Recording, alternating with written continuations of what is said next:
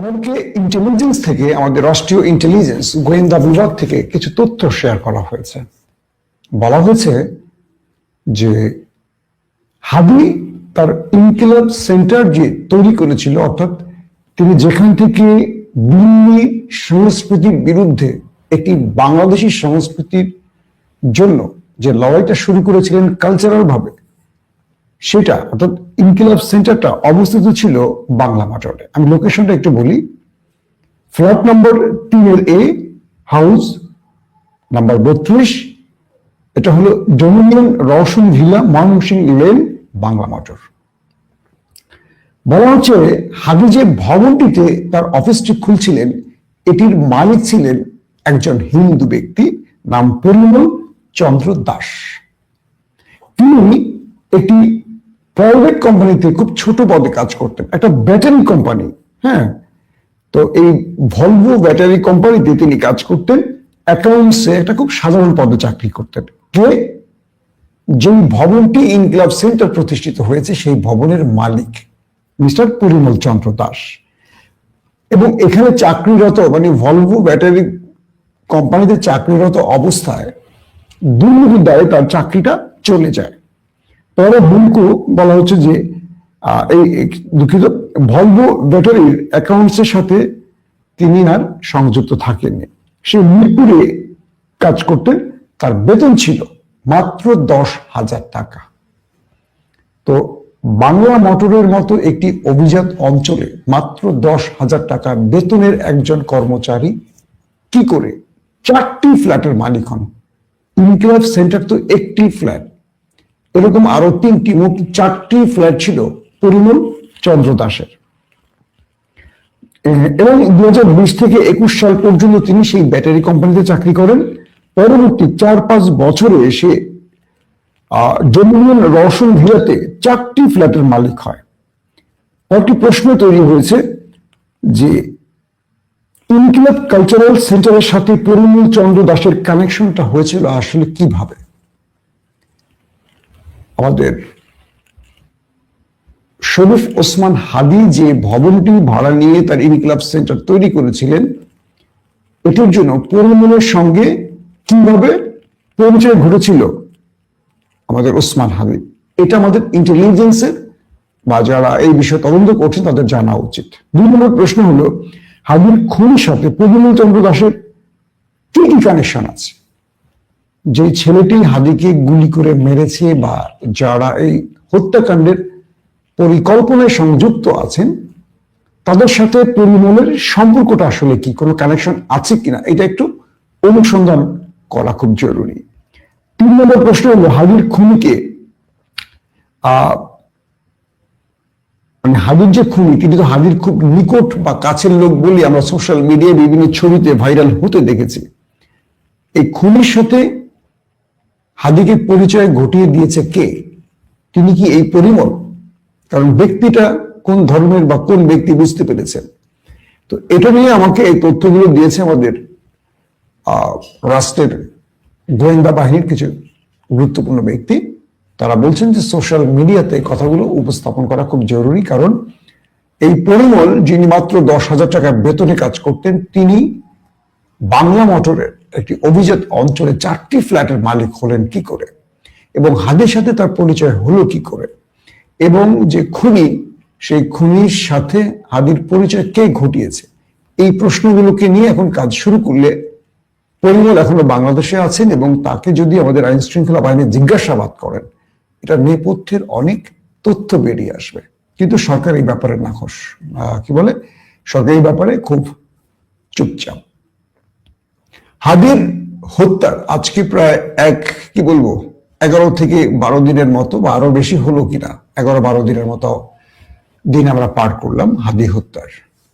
এখন পর্যন্ত প্রকৃত অপরাধীকে গ্রেফতার করতে পারেনি আমাদের ইন্টারিম গভর্নমেন্ট। কিন্তু প্রথম আলোতে যারা অ্যাটাক করেছিল ক্ষোভে, এরা কেউ সন্ত্রাসী না, এরা দেশপ্রেমী, কিন্তু দিল্লির হেডকোয়ার্টার বলে অনেকে ক্ষোভে হাদির উপর অ্যাটাক করছে। তাদেরকে খুঁজে খুঁজে গ্রেপ্তার করছে, কিন্তু হাদির খুনিদের সরকার গ্রেপ্তার করছে না। কি ইমেজ সরকার? এবং এই প্রশ্নগুলো তোলার জন্য ইলিয়াসের দুটো ফেসবুক আউট, ইউটিউবটাও রেস্ট্রিকশন চলে গেছে সরকারের, বাংলাদেশ সরকারের অনুরোধে ইউটিউব কর্তৃপক্ষ এই কাজটি করেছে, যেটি শেখ হাসিনাও করতে পারেনি। কারণ ইউনিট সরকারের খুব ক্ষমতা এই ব্যাপারে, তিনি একেবারে জাতিসংঘ বা আমেরিকার সাথে তার দোস্তির সম্পর্ক। প্রশ্ন হলো, মানুষের কথা বলার মাধ্যম বন্ধ করে দিয়ে, ধরেন আজকে আমারটা বন্ধ করে দিলেন, ইলিয়াস নতুন করে আরেকটি চ্যানেল ওপেন করবেন, আবার সেটা জনপ্রিয় হবে, হয়তোবা ফিরে পাবে আপিল করে, এর চেয়ে বেশি কথা বলবে। কি করবেন? ইউনূস সাহেবের কাজ কি মানুষের মুখ বন্ধ করে দেয়া, নাকি অপরাধীকে শনাক্ত করে বিচারের মুখোমুখি করা? দর্শক, 2000 মানুষের জীবনের বিনিময় যে ইনসাফের বাংলাদেশ গড়ার প্রত্যয় নিয়ে হাদিরা লড়াই করেছিল, সেই হাদি যদি শহীদ হন আর তিনি যদি বলে যান যে আমি যদি মারা যাই আমার বিচারটা কইরেন, সে বিচারটাও যদি আমাদের করার ক্ষমতা না থাকে, তাহলে এমন স্বাধীনতা দিয়ে আমরা কি করব? এই স্বাধীনতাকে আমরা টিস্যু পেপারের মতো ইউনূস সরকারের টয়লেটে রেখে আসতে চাই, তিনি ব্যবহার করে ছুঁড়ে ফেলে দেন। ঢাকার শাহবাগ এখন উত্তপ্ত, লাখো হাদিরা সেখানে সমবেত হয়েছে। সমস্বরে উচ্চ কণ্ঠে সেখান থেকে দিল্লি না ঢাকা স্লোগান উঠছে, গোলামি না আজাদির স্লোগান উঠছে। হাদিকে নিয়ে পুরো রাজধানী এখন কাঁপছে, কিন্তু রাষ্ট্রযন্ত্র অঘরে ঘুমাচ্ছে। রাষ্ট্রযন্ত্র এটা নিয়ে কোনো মাথা ব্যথা নেই, কারণ আমাদের প্রতিবেশী শক্তিশালী দেশটি বলে দিয়েছে হাদির বিচার করা যাবে না, কারণ হাদির বিচার করলে তারা ফেসে যাবেন, আমাদের রাষ্ট্রের রাঘব বোয়ালরা ফেসে যাবেন, আগামী দিনে যারা ক্ষমতা আসবেন তারা ফেসে যাবেন, আওয়ামী লীগ ফেসে যাবে, দিল্লি ফেসে যাবে, ফেসে যাবে এই উপদেষ্টা মণ্ডলীর কেউ কেউ কেউ কেউ বলছেন অপরাধীকে সরকার তার হেফাজতে রেখেছেন, ইন্টেলিজেন্স তাদের দখলে রেখেছেন, তাদের কন্ট্রোলে রেখেছেন, হয়তো ক্রস ফায়ারে মেরে দেবেন অথবা ওপারে পাঠিয়ে দেবেন, কারণ তিনি মুখ খুললে অনেকের নাম বেরিয়ে আসবে। অনেকেই আশঙ্কা করছেন যে তাকে সরকার আর বিচারের মুখোমুখি করবে না। এখন একটি পথ খোলা, যদি আপনারা সবাই ঐক্যবদ্ধভাবে সরকারকে চাপে ফেলতে পারেন। এই সরকার চাপে পড়লে অনেক কিছু করে, শেখ হাসিনাও করেছে, দেখেছেন চাপে পড়লে অনেক কিছু করে। তো এখন আমাদের প্রত্যেককে এই ব্যাপারে সজাগ দৃষ্টি রাখতে হবে, হাদির পক্ষে লড়াইটা চালিয়ে যেতে হবে। ইনশাআল্লাহ আগামী কাল পরশু আপনাদের সাথে শাহবাগে আমিও থাকব এবং হাদির পক্ষে আমরা স্লোগান তুলব, হাদির বিচারের জন্য, আমরা ইনসাফের জন্য আমরা আওয়াজ তুলব, আপনারাও থাকবেন। দর্শক, আসছি রাজনৈতিক জোট প্রসঙ্গে।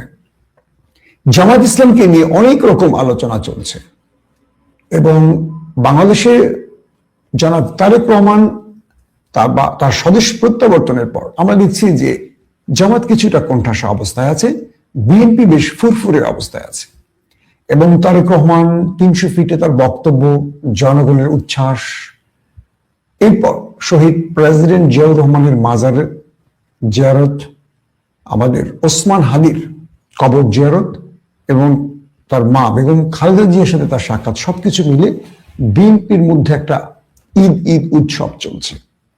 দীর্ঘ 17 বছর পর তারেক রহমান বাংলাদেশে এসে মানুষের হৃদয়ের সাথে তিনি মিশে যেতে পেরেছেন। কয়েকটি প্রশ্ন উঠেছে জামায়াতকে নিয়ে। জামায়াত তারেক রহমানের এই আগমনে কি অস্বস্তিতে আছে, এরকম প্রশ্ন উঠেছে কয়েকটি জায়গা থেকে।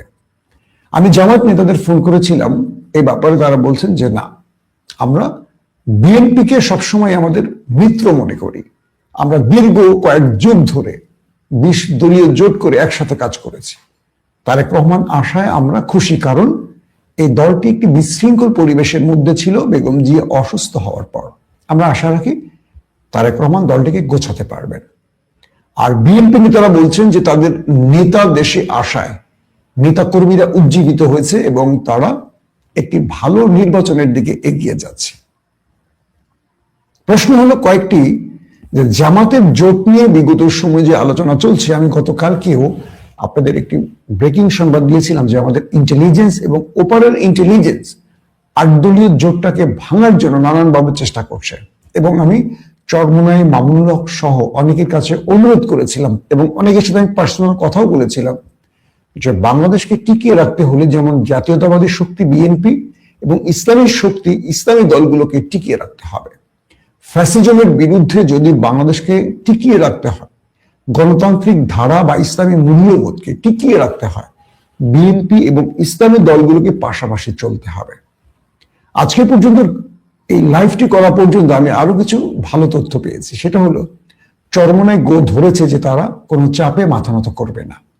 মামুনুল হকও তিনি বলছেন অনেক জুলুম নির্যাতন সহ্য করেছি, আমরা কারো কাছে আর মাথা বিক্রি করতে চাই না, যত চাপ আসুক নেপথ্য থেকে আমরা ইসলামী এই জোটটিকে ভাঙতে চাই না। আল্লাহ কবুল করুন তাদেরকে। কারণ বিএনপি এবং ইসলামী শক্তির এই ফাইট, এটাকে আমি খুব পজিটিভ অর্থে দেখতে চাই। কারণ কি, আমি চাই এখানে জাতীয় পার্টি এবং আওয়ামী লীগ ছাড়া একটা নির্বাচন হোক, যারা 16টা বছর দেশকে ফ্যাসিজমের দিকে, একটা ভয়ঙ্কর আয়ামে জাহিলিয়াতের দিকে নিয়ে গেছে, তাদেরকে 3টা বছর অন্তত নির্বাচন থেকে দূরে রাখুক। তারা যে কাজটি করেছে, এটার পক্ষে কে থাকবেন বিপক্ষে থাকবেন সেটা নিয়ে আমার বক্তব্য নয়। জামাতের সঙ্গে ইসলামের যে 8টি দল, সেই 8টি দল এখন রয়েছে, তারা জোট থেকে যাচ্ছে না, এমন বক্তব্য জামাতের পক্ষ থেকেও বলা হয়েছে। পাশাপাশি আমরা আরো কিছু বক্তব্য পেয়েছি এরকম যে এনসিপি, আমাদের বৈষম্য বিরোধী আন্দোলনের যেই মূল রাজনৈতিক জোটটি, রাজনৈতিক শক্তিটি, ছাত্রদের শক্তিটি, তারা এবার চলে আসছে জামাতের সাথে। বিএনপির সাথে তাদের বনিবনা হয়নি আসন বিন্যাস নিয়ে, এবার তারা জামাতের সাথে সম্পৃক্ত হতে চাইছে। বলা হচ্ছে যে এনসিপির 214 সদস্যের যে কেন্দ্রীয় কমিটি, এর মধ্য থেকে 30 জন আপত্তি জানিয়ে চিঠি দিয়েছে এনসিপিকে। অর্থাৎ নাহিদ ইসলাম যখন জামাতের সাথে তারা আলোচনা চালিয়ে যাচ্ছিলেন, 214 সদস্যের যে কমিটি রয়েছে এনসিপি, তাদের মধ্যে ভারত ঘেঁষা, বাম ঘেঁষা বা ধর্মনিরপেক্ষ সেকুলার গ্রুপটি, তারা এনসিপিকে টাটা বাই বাই জানিয়ে দিচ্ছে। তারা বলছে যে জামাতের সাথে তারা গেলে তারা এনসিপির সঙ্গে আর থাকবে না। এরই মধ্যে আলোচিত ডাক্তার তাসনিম জারা, তিনি এনসিপি থেকে বিদায় নিয়েছেন এবং তিনি স্বতন্ত্র নির্বাচনের ঘোষণা দিয়েছেন। প্রশ্ন হল, তাসনিম জারা তিনি জামায়াত ইস্যুতে তার এই অ্যালার্জির কারণটি কি? তার নিকট কয়েকজন বলেছে যে তার উপর চাপ আছে এবং তিনি যে আদর্শ লালন করেন সেটি ইসলামী শক্তির বিপক্ষে। এতদিন যারা তাসনিম জারাকে নিয়ে অশ্লীল ফেসবুকিং করেছেন, যারা তাকে নিয়ে খারাপ পোস্ট করেছেন, হয়তো তারা এখন তাকে বুকে জড়িয়ে নেবেন। কারণ আদর্শিক লড়াইতেই আমরা একে অপরকে ঘায়েল করার চেষ্টা করি। তাসনিম জারাকে আমি উদ্দেশ্য করে বলতে চাই, বাংলাদেশে প্রায় 1 যুগের অধিক সময় ধরে, 1.5 যুগের কাছাকাছি, বাংলাদেশের অন্যতম জনপ্রিয় দল বিএনপি, যারা ইসলামিস্ট এবং ন্যাশনালিস্ট চিন্তাধারা লালন করে, সেই দলটি কিন্তু জামাতের সাথে জোট করেছিল। মধ্যপন্থী দল হিসেবে বিএনপিকে বিবেচনা করা হয় এবং এই আওয়ামী লীগও একসময় জামাতের সাথে বিএনপির বিরুদ্ধে আন্দোলন করেছে, যাদেরকে আমরা ধর্মনিরপেক্ষ বা প্রগতিশীল রাজনৈতিক দল হিসেবে চিনি। কিন্তু এনসিপি কেন জামাতের সাথে জোট করতে পারবে না, এটির একটা ব্যাখ্যা থাকা উচিত। কারণ এই সময় যে 24টি ঘটেছে, বা হাসিনার বিরুদ্ধে বা দিল্লির হেজিমনির বিরুদ্ধে যে লড়াইটা হয়েছে, সেখানে জামাত শিবিরের একটা বড় ভূমিকা ছিল। কিন্তু যেই বিপ্লবের পর তাসনিম জারারা বাংলাদেশে রাজনীতি করতে এসছেন, তারা জামাতের অবদানকে খাটো করে দেখবেন কেন? তিনি তো কোনো ভূমিকা রাখেননি এই দেশের জন্য। প্রবাসে ছিলেন, ভালো ডাক্তারি করেছেন, ভালো আয় করেছেন এবং নতুন বাংলাদেশে এসে তিনি রাজনীতিটা শুরু করেছেন। আমরা খুশি তাসনিম জারার মতো ক্লিন ইমেজের মানুষকে পেয়ে। একজন শিক্ষিত, উন্নত মানসিকতার ব্যক্তি এদেশের রাজনীতিতে আসা খুবই জরুরি। আমাদের বস্তা পচা, নোংরা মানসিকতার, দুর্নীতিগ্রস্ত নেতাদের বিরুদ্ধে নাহিদ, আসিফ, সার্জিস, হাসনাতরা, তাসনিম জারারা, সামান্তারা একটা নতুন বাংলাদেশ গড়বে, সেই প্রত্যয়টা আমাদের ছিল। তাদের বিরুদ্ধে আমরা সমালোচনা করছি, যেটা গঠনমূলক সমালোচনা, থাকতেই হবে। কিন্তু তাসনিম জারা সহ আরো যারা, যে 30 জন বিদায় নিয়েছেন, তাদের উদ্দেশ্যটা আমাদের পজিটিভ মনে হচ্ছে না। আমাকে ইন্টেলিজেন্স টিম থেকে বলা হয়েছে যে তাদের উপর কারো কারো উপর ডিজিএফআই চাপ ছিল। আবার কেউ কেউ এনসিপিতে প্রবেশই করেছিলেন দিল্লির ইশারায়। যখন তারা জামাতের সাথে জোট করছেন তারা বেরিয়ে আসছেন। আরো ক্লিয়ার করে বলি, এনসিপিতে তাদেরকে পুশ করা হয়েছিল। তারা এনসিপিতে থাকবে মূলত ওপারের উদ্দেশ্য হাসিলের জন্য। যখন তারা বুঝলেন যে তাদের উদ্দেশ্য হাসিল হবে না, ওই যে ইহুদিরা যেমন মুসলিম হয়ে প্যালেস্টাইনে ধর্ম প্রচার করতেন, এটা হলো আপনার সালাউদ্দিন আইয়ুবীর সময়ের হিস্ট্রি যারা পড়েছেন। তো বিভিন্ন মসজিদে তারা বক্তব্য দিতেন, মানুষকে তালিম দিতেন। কি তালিম দিতেন? জিহাদ থেকে সরে আসো, মুসলমানরা কখনো অস্ত্র হাতে নেবে না, যাতে সালাউদ্দিন আইয়ুবী আর কোন রাষ্ট্র দখল করতে না পারে, যাতে মুসলমানরা ঘুমিয়ে পড়ে আবারও কখনো তারা এসে ফিলিস্তিন দখল করতে পারে। তো তাসনিম জারাদেরকে তাই মনে হচ্ছে, সালেহিনদের তাই মনে হচ্ছে, সামাদ তাদের জানি না কি বলবো, আমার ভোলার নেই, আমার কাছে তাই মনে হচ্ছে যে তারা মূলত ওপারের এজেন্সির হয়ে এসেছিলেন। যখন এই দলটির সাথে মানে জামাতের সাথে একটা সম্পর্ক সৃষ্টি হচ্ছে বা জোট হচ্ছে, তখন তারা বেরিয়ে গেছে। এতে কিচ্ছু যায় আসে না, এনসিপিরও কিছু যায় আসে না, জামাতেরও কিছু না, বিএনপিরও কিছু আসে না। কারণ তাসনিম জারারা ভোটে দাঁড়ালে 300-400 ভোট পাবেন, এই 300-400 ভোট হয়তো বা এনসিপি আর পাবে না। কিন্তু জামাতের সঙ্গে দাঁড়ানোর জন্য যে লাখ লাখ ভোট পাবে, বা বিএনপির সাথে যদি যেত এনসিপি, তারাও যে লাখ লাখ ভোট পেত বা প্রার্থী বিজয়ের সম্ভাবনা ছিল, এটা তো আর তাসনিম জারাদের থাকবে না। এখন প্রশ্নটা হলো, এই পরিবেশের মধ্যে জামাতের সিদ্ধান্ত আসলে কি হতে যাচ্ছে? জামাতের পক্ষ থেকে বলা হয়েছে এবি পার্টি, এনসিপি, এলডিপি, আরো অনেকগুলো দল তারা জামাতের সাথে যোগাযোগ করছে এবং তারা জামাতের সাথে আগামী নির্বাচনে একসাথে কাজ করতে চাইছে। এটি একটি নিঃসন্দেহে ভালো সিদ্ধান্ত। বিএনপির জোটটার ভেতরেও কিছুটা অসন্তোষ নজরে আসছে, কারণ বিএনপি তার জোটের বাকি নেতাদেরকে সঠিকভাবে আসন দিতে চাইছে না। বিএনপির এই জিনিসটি আমার ভালো লাগে না। বিগত সময় আমরা কয়েক যুগ ধরে দেখেছি জামাত বিএনপি একসাথে মাঠে ছিল, লড়াই করেছে, কিন্তু নির্বাচনের আগে তারা তাদের কোয়ালিশনকে আসন দিতে চায় না, সব নিজেরা খেতে চায়, কিন্তু আন্দোলনে তারা মাঠে নামতে চায় না। আন্দোলনে ফেসবুকে বা বিভিন্ন ঘোষণা দিয়ে সাংবাদিক সম্মেলন করে তারা ঘরে ঘুমায়। জীবন দেয় একদল আর ক্ষমতায় বসতে চায় অন্যরা। এটি হলো বিএনপির একটি ভুল রাজনীতির অংশ। তো এবার সেইটি হয়তোবা বুঝতে পেরেছে বাকি দলগুলো, যে কারণে তারা জামাতের সাথে যোগাযোগ সৃষ্টি করছে। দর্শক, তারপরে যে বিষয়টি, ইসলামের দলের যে 8টি জোট সঙ্গে এবি পার্টি, এনসিপি সহ বাকি যে জোটগুলো রয়েছে, এই জোটে হয়তোবা মাহফুজ বা আসিফকে জামাত নাও নিতে পারে। ভেতরে কিছু সূত্র বলছে, একদম হাই কমান্ড বলবো না, ভেতরে কিছু সূত্র বলছে আসিফ এবং মাহফুজের বিরুদ্ধে দুর্নীতির অভিযোগ রয়েছে। গত 15 মাস তারা রাষ্ট্র পরিচালনায় দুর্নীতির সাথে জড়িয়েছেন, এমন কিছু অভিযোগ রয়েছে। তাই জামাত দুর্নীতিগ্রস্ত কাউকে নিয়ে পুরো জামাতের বিরুদ্ধে অপবাদটা ঘাড়ে নিতে চাইছে না, কিছু সূত্র বলছে। এটা এখনো চূড়ান্ত না। আমার এই বক্তব্যটিকে আমি এটি অ্যাজাম্পশনের মধ্যে রাখতে চাই, যেটা কনফার্ম কনক্রিট কোনো তথ্য নয়। তবে জামাতের বেশ কিছু সূত্র আমাকে বলছে যে এই দুজনের ব্যাপারে তাদের আপত্তি রয়েছে এবং তারা কোনোভাবে চাইছে না যে এই দুজন আসুক। বাট এটা এখনো চূড়ান্ত না, যেটা বললাম। এদিকে মাহফুজ, এদিকে কি বলে আসিফ ঢাকার পাশাপাশি কুমিল্লাতেও তার মনোনয়ন ফরম কিনছেন। তার মানে তিনি এখনো ফাইনালি জানেন না আসলে তিনি কোন জায়গা থেকে নির্বাচন করবেন। পাশাপাশি বিএনপির মধ্যে যেমন আশার বাণী রয়েছে, তেমনি হতাশার জায়গাও তৈরি হচ্ছে, কারণ একটা বড় জোট বাগিয়ে নিচ্ছে ইতিমধ্যে জামাত। এখন এই জোটটা যদি জামাতের পক্ষে চলে যায়, আর এবারে জামাতের জায়গাটা খুব বলা যাচ্ছে যে একটু ভালোর দিকে, জামাত তার অতীতের সকল অবস্থান থেকে বেরিয়ে এসছে এবং মানুষের মধ্যে জামাতকে নিয়ে ভালো পারসেপশন চলছে, মানুষ জামাতকে নিয়ে ভালো মূল্যায়ন করছে। তবে তারেক রহমান আসার কারণে মানুষ বিএনপিকে নিয়েও আশা দিচ্ছে, কারণ এতদিন যে অবস্থাটা ছিল সেই অবস্থা থেকে বিএনপি বেরিয়ে আসছে।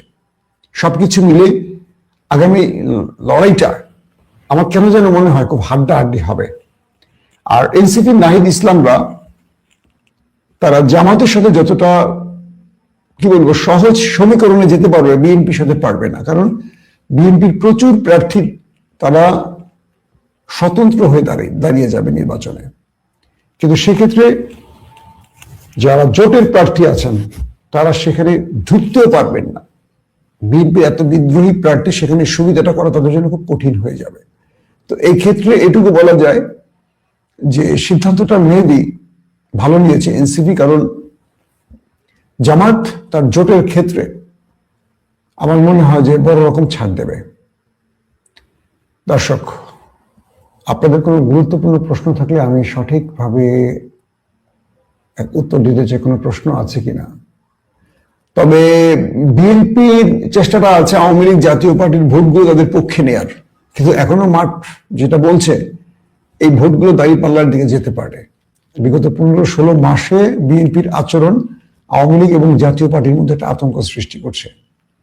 এটা এক প্রকার বিএনপির জন্য ধাক্কা আমরা বলতে পারি।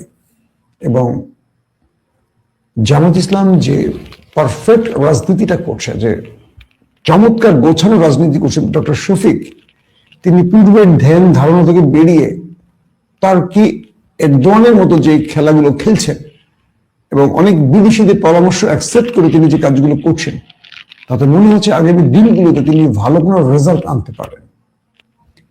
এখন তারেক রহমান দেশে থাকায় আমাদেরও স্বপ্ন যে বিএনপি অসম্ভব কিছু ভালো কাজ করে আমাদের দেখাতে পারবে, যেটা সালাউদ্দিন কিংবা আমির খসরু কিংবা মির্জা ফখরুল্লাহ দিয়ে আমাদের আশা পূরণ হয়নি।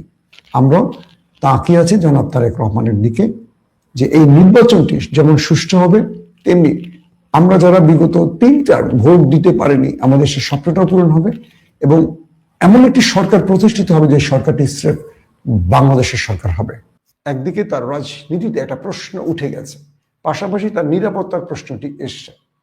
সরকার কি তারেক রহমানকে ভিআইপি ঘোষণা করে এসএসএফ নিরাপত্তার সুবিধা দেবে? এমনও অনেকে প্রশ্ন করছেন, যেহেতু খালেদা জিয়াকে দেয়া হয়েছে। তবে খালেদা জিয়া যেহেতু দেশে 3বারের প্রধানমন্ত্রী ছিলেন, তার জন্য আইন একরকম। তবে প্রধানমন্ত্রীর পরিবার সদস্যরা বা এক্স প্রধানমন্ত্রীর পরিবার সদস্যরা কি ধরনের নিরাপত্তা পাবেন সেই ব্যাপারে সরকার এখনো স্পষ্ট বলেননি। তবে সরকার যে বক্তব্যটি দিচ্ছে সেটি হলো তাকে নিরাপত্তা দেওয়া হবে, সেটা এসএসএফ নাকি পুলিশ, র্যাব, সেটা তারা বলেনি। তার 3 নম্বর বিষয়টি, তারেক রহমানের জন্য 2টো চ্যালেঞ্জ সামনে আসছে। এক, তিনি যদি দেশে আসতে না পারেন এই সময়, আমরা ধরে নিতে পারি তিনি নির্বাচনের আগে আর আসতে পারবেন না। কারণটা হলো, আজকে তিনি তার মার জন্য যদি মাকে দেখতে আসতে না পারেন, আগামীকালকে তার আসার কোনো পসিবিলিটি বা কোনো অবস্থা আমরা দেখতে পাচ্ছি না। তবে তাকে আসতে হবে কেবল তার দল ক্ষমতায় আসার পরে। আর যদি তারেক রহমান ডিসেম্বরের ফার্স্ট উইকে বাংলাদেশে আসবেন, দলের পক্ষ থেকে যে আসার কথা বলা হয়েছে, এটি যদি সত্য হয় তবে তিনি আজকেই আসতে পারবেন। কারণ 1 সপ্তাহ পর দেশের এমন কোনো পরিস্থিতি নতুন করে পরিবর্তন হওয়ার আশঙ্কা দেখছি না। তাহলে নির্বাচনের আগে তারেক রহমান আসছেন না আসছেন না, এই প্রশ্নটা এখন আরো বড় বা আরো প্রকট আকারে দেখা দিচ্ছে। তবে তিনি এটা চ্যালেঞ্জ, অর্থাৎ তারেক রহমানের যারা সঙ্গী সাথী আছেন তাদের অনেকেই বলছেন তারেক রহমান একটা চ্যালেঞ্জ নিতে চাইছেন। তার জীবনকে তার জীবনের উপর হুমকি থাকার পরও তিনি এই চ্যালেঞ্জটি নিতে চাইছেন এই কারণে, যাতে করে তার মাকে শেষবার তিনি দেখতে পারেন।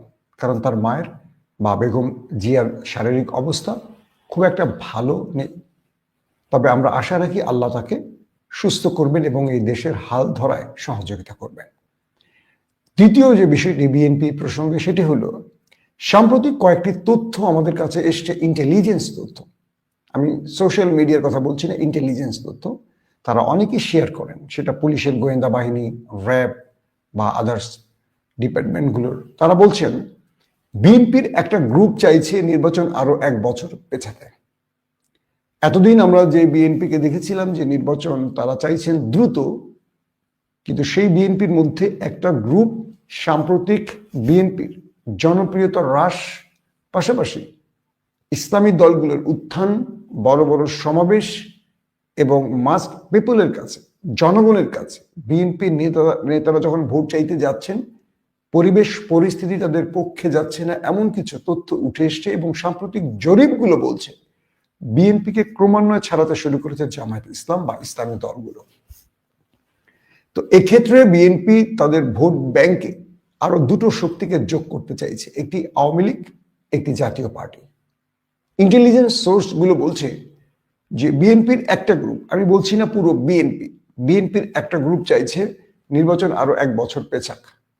এতে সুবিধাটা হলো যে এই 1 বছরে রিফাইন আওয়ামী লীগকে মাঠে নামাবে, পাশাপাশি জাতীয় পার্টিকে বিএনপি মাঠে নামাবে এবং সেই শক্তিটাকে নিজের পক্ষে নিয়ে ইসলামী দলগুলোকে তারা পরাজিত করতে চায়। প্রশ্ন করবেন এখন, রিফাইন আওয়ামী লীগ বা জাতীয় পার্টি এখন কেন নয়, 1 বছর পর কেন? সাম্প্রতিক রাজনীতির পরিস্থিতি বলে দিচ্ছে এই মুহূর্তে আওয়ামী লীগ মাঠে নামতে পারবে না। পাশাপাশি জাতীয় পার্টির অবস্থা দৃষ্টিতে মনে হচ্ছে তারাও শক্তভাবে মাঠে নামতে পারবে না, কারণ এই সময়টাতে জাতীয় পার্টি কিংবা আওয়ামী লীগ মাঠে নামলে বা যার পক্ষে নামবে তাদের ভরাডুবি হওয়া সুযোগ রয়েছে।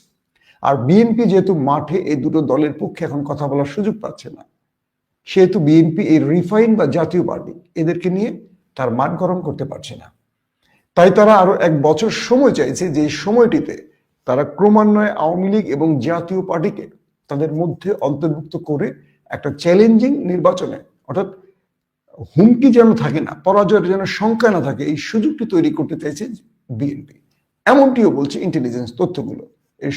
এই তথ্যটা কতটুকু সঠিক হয়তো আগামী দিনের বলা যাবে, কারণ রাজনীতিতে আমরা অনেক সময় অ্যাজাম্পশন নিয়ে কথা বলি। রাজনীতিতে আমরা অনেক সময় ধারণা বা বাস্তব অবস্থা বা বিভিন্ন নেতার বক্তব্যের আলোকে সেগুলোকে আমরা উপজীব্য করে একটা আলোচনা তৈরি করি। কনক্রিট বলে দিতে পারবো না, না বিএনপি এটা বলছে। আমাকে যে তথ্যগুলো দিয়েছে, ধরেন গোয়েন্দা বাহিনীর ভেতর থেকে তথ্যগুলো আসছে যে এরকম এরকম নাকি চেষ্টা হচ্ছে, সেটা আমি আপনাদের উদ্দেশ্যে তুলে ধরলাম।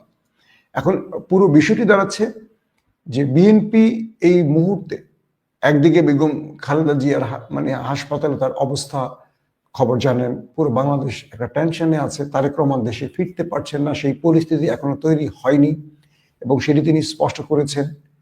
এই মুহূর্তে বিএনপির ভেতরে একটা ভাঙন সৃষ্টি হচ্ছে। ভাঙন বলতে একটা হতাশা তৈরি হচ্ছে। ভাঙন মানে দলটা ভেঙে যাচ্ছে না। এবং সোশ্যাল মিডিয়াগুলোতে অনেক নিউজ ব্লগিং এ বলা হচ্ছে তারেক রহমান যদি দেশে আসতে না পারেন প্রধানমন্ত্রী হবেন কে, সালাউদ্দিন আহমেদ নাকি জাইমা রহমান? তবে কিছু কিছু সূত্র বলছে জিয়া পরিবার কি পুরো মাইনাস করে ফেলতে চায় অদৃশ্য শক্তি, তাহলে সালাউদ্দিন আহমেদ। তার মানে সালাউদ্দিন আহমেদকে ভারতের শিলংয়ে এত বছর রেখে তাকে কি তৈরি করা হয়েছে যে অভিযোগ উঠে এসছে সে অভিযোগ সত্য হতে যাচ্ছে, নাকি অন্য কিছু? আমি বলছি না সালাউদ্দিন আহমেদ ভারতের তাবেদার, বলছি এই অভিযোগ যারা করছেন সেটা কি সত্য হতে যাচ্ছে? এই মুহূর্তের দলের প্রধান, যিনি আমরা বাংলাদেশের প্রধান বলতে পারি, মহাসচিব, তার চেয়েও বড় ভূমিকা পালন করছেন সালাউদ্দিন আহমেদ। সবকিছু মিলে এই ফেব্রুয়ারি নির্বাচনটি কেন যেন মনে হচ্ছে অনিশ্চিত হয়ে যাচ্ছে। সরকার ফেব্রুয়ারিতে নির্বাচন করতে পারবে, বা সরকার পারলেও বাকি দলগুলো থাকবে, কোন দিকে যাবে রাজনৈতিক পরিস্থিতি, সেটা নিয়েও নতুন করে টেনশন বা সন্দেহ সৃষ্টি হচ্ছে। তবে জামাতের নেতারা বলছেন তারা ফেব্রুয়ারিতে নির্বাচন চাইছেন। এখন দেখার পালা বিএনপিকে নিয়ে যে অভিযোগ আসছে সত্য কি মিথ্যা। পাশাপাশি জামায়াতের নায়েবে আমির তিনি স্পষ্ট করে একটি কথা বলেছেন যে বেগম খালেদা জিয়া এই দেশটাকে আমাদের শত্রুদের হাত থেকে রক্ষা করেছেন, তিনি না থাকলে এই দেশ বহু আগে চলে যেত তাদের খপ্পরে। এই বক্তব্যটি আমার খুব ভালো লেগেছে। দলমত নির্বিশেষে প্রত্যেকে খালেদা জিয়ার কাছে একটা আশ্রয় খুঁজে পান, তাকে একটা বটগাছ মনে করে বাংলাদেশের সকল রাজনৈতিক দল, শুধু আওয়ামী লীগ ছাড়া। এবং বেগম জিয়ার সুস্থতা অবস্থা, তিনি পলিটিক্যালি যখন ছিলেন মাঠে, আমরা বিএনপি জামাত বা 20 দলীয় জোটকে কখনো দেখিনি একে অপরের সাথে বিতর্ক তৈরি করতে, কিন্তু তিনি যখন অসুস্থ হয়ে পড়ে গেলেন এবং রাজনীতিতে অ্যাক্টিভ নেই, তখন দেখলাম বিএনপি তার বাকি অঙ্গ সংগঠন না, তার জোটের সঙ্গে বিএনপির বিরোধ তুঙ্গি উঠেছে। আর এর পেছনে মূল কারণ বিএনপির ভেতরে থাকা ভারত প্রেমী একটা গ্রুপ। এটা কোনোভাবে তারেক রহমান দূর করতে পারছেন না, কারণ বাংলাদেশে এই মুহূর্তে তারেক রহমানের ক্ষমতাটা মানে বিএনপির মধ্যে তার প্রভাবটা কতটুকু বোঝা কঠিন। তিনি নিজের দেশে আসতে পারছেন না, আর তাহলে তার ভেতরে প্রাসাদ ষড়যন্ত্রে তিনি কি ভূমিকা রাখতে পারছেন সেটা আমরা সন্দেহের চোখে দেখছি। এখন জনগণকে তারেক রহমানের সামনে দাঁড়িয়ে তাকে বরণ করে তার নিরাপত্তা বলয় তৈরি করতে হবে।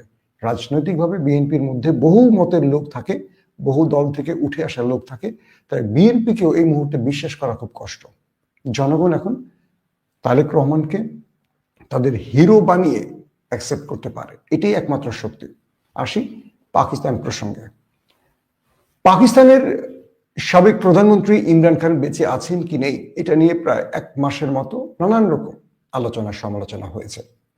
তার ইমরান খানের পরিবার কেউ দেখা করতে পারেনি। প্রতি সপ্তাহে 2 বার দেখা করার অনুমতি থাকলেও 1 মাসে কেউ পারেনি, না আইনজীবী, না পিটিআই নেতা, না পরিবার। ইমরান খানের সন্তানরা অভিযোগ করেছেন তার বাবা যে বেঁচে আছেন তার একটি প্রমাণ দেখাতে হবে, সরকার দেখায়নি। এবং আজকে ইসলামাবাদ এবং রাওয়ালপিন্ডিতে পিটিআই তারা বিক্ষোভ ঘোষণা করেছে, হাজারো লোক রাস্তায় নেমে এসছে। সরকার 144 ধারা জারি করে, সেই 44 ধারা ভেঙে পিটিআই পুরো আডিয়ালা জেল ঘিরে ফেলে এবং রাওয়ালপিন্ডিও তারা ঘিরে ফেলে। এরপর আমরা দেখলাম যে ইমরান খানের বোন উজমা খান, তাকে সরকার অনুমতি দিয়েছে ইমরান খানের সাথে দেখা করার জন্য। তিনি সেখান থেকে বেরিয়ে কি বলেছেন আসেন আমরা এক নজর দেখে আসি, আপনাদের দেখাবার চেষ্টা করছি।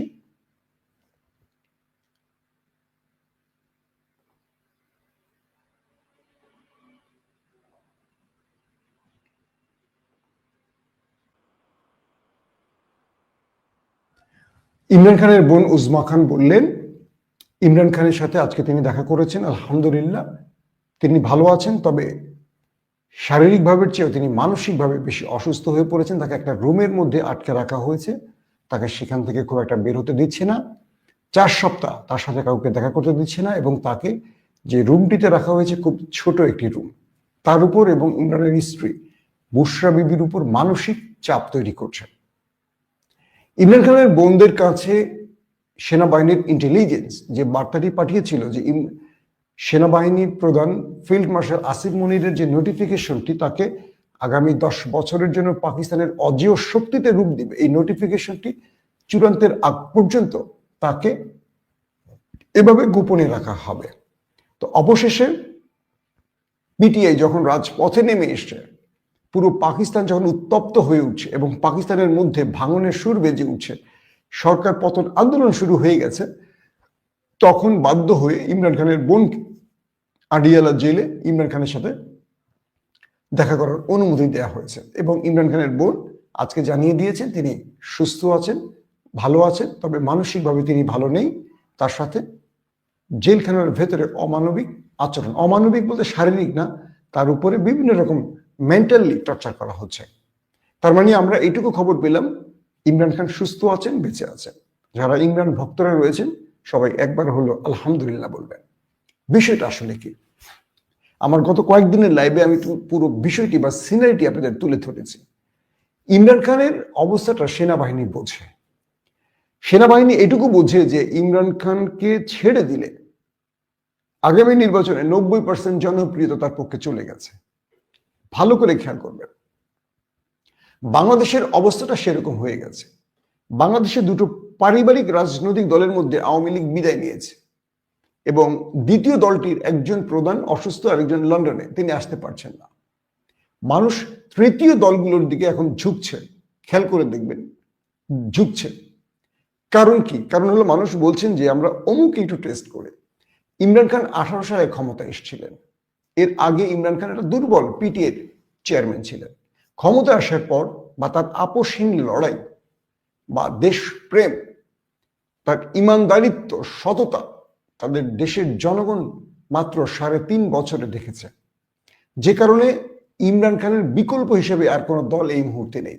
যে দলগুলো এতদিন পাকিস্তান 75 বছর ধরে শাসন করেছে সেই দলগুলো ইমরান খানের পায়ের নিচে পড়ে গেছে।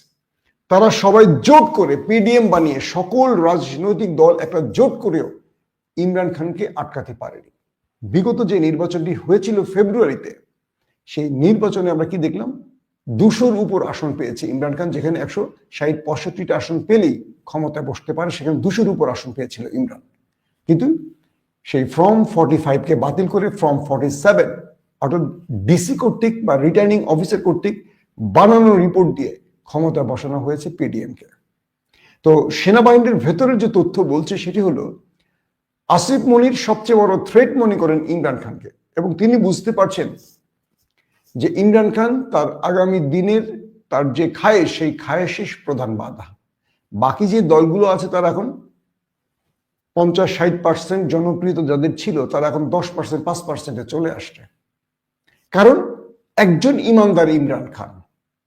বাংলাদেশের পরিপ্রেক্ষিত একই বিষয়, যদি বিএনপি আওয়ামী লীগের বাইরে তৃতীয় কেউ ক্ষমতা এসে একবার তাদের অবস্থাটা প্রমাণ দিতে পারে, কারণ এই দুটো দলের বাইরে এরশাদ ছাড়া কেউ ক্ষমতা আসেনি, তাহলে কি হবে? যেমন ডাকসু নিয়ে বিএনপি বা ছাত্র দলের আলোচনাগুলো দেখবেন, কেন সাদিক কায়েম মামলা করলেন, কেন এটা করলেন, মানে ছাত্রদল বা বিএনপি ধরাটা খাচ্ছে কোথায়? ধরাটা খাচ্ছে তারা ন্যায্য বিষয়গুলোতে সমালোচনা করছে, কারণ তারা দেখছে যে শিবির এমন ভাবে এগিয়ে চলছে, কোনো ফাঁক ফোকর রাখছে না, এবং এই অল্প সময়ের মধ্যে এমন কিছু শিবির প্রত্যেকটা বিশ্ববিদ্যালয় যেখানে জিতেছে, তারা দেখানোর মতো, তারা ছাত্রদের মন জয় করার মতো কাজ, যেটা কখনো বাংলাদেশ, স্বাধীন বাংলাদেশে কেউ করতে পারেনি, তারা এটা করে ফেলছে। এখন সমালোচনা করবে কি? একজন নেশাখোরকে ধরে লাঠি দিয়ে তাড়াচ্ছে, সেটা ফেসবুকে পোস্ট করছে একজন দাড়িয়ালা মুরব্বী, সেজন্য মসজিদের ইমাম, দেখা গেল তিনি ড্রাগ নেন, সিরিঞ্জ দিয়ে তিনি নিজের শরীরে ড্রাগ নেন এবং অন্যকে ড্রাগ বিক্রি করেন। সেই ড্রাগ আলার পক্ষে নেমে গেছে কেনা এই কি বলবো বিএনপি বা বাম সংগঠনগুলো।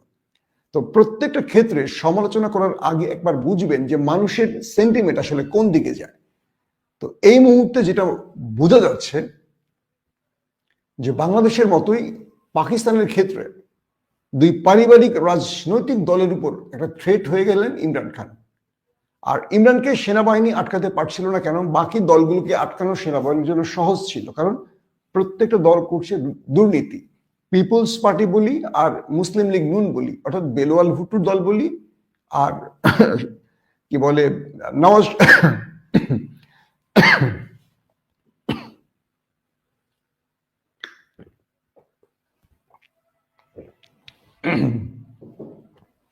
আর নওয়াজ শরীফের দলের কথা বলি, এরা ক্ষমতায় বসে এই পরিমাণ লুটপাট করেছে, এদের পরিবার এই পরিমাণ লুটপাট করেছে যে সেনাবাহিনী এদেরকে যে কোনো সময় ক্ষমতার দিকে নামিয়ে জেলে ঢুকিয়ে দিতে পারে।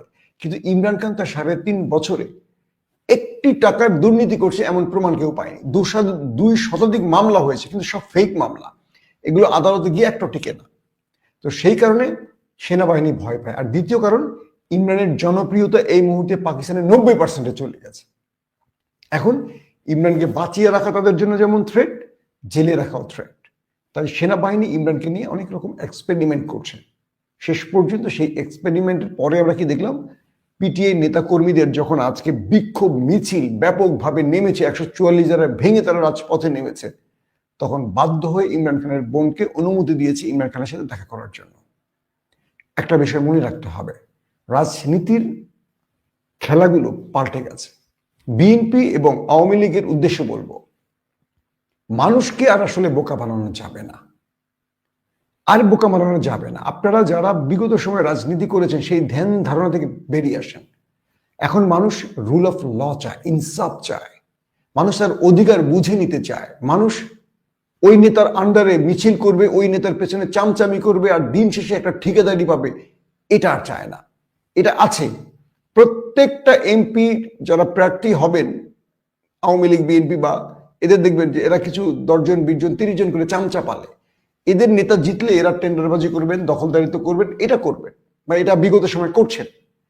এরা মূলত লাফালাফি করে, কিন্তু যারা ভোটার তারা দেখতে চান কি এলাকার শান্তি, তারা দেখতে চান কি আমার চাকরিটা হবে বিনা ঘুষে, আমার চাকরিটা হবে বিনা হেলোতে, আমার যোগ্যতার আলোকে।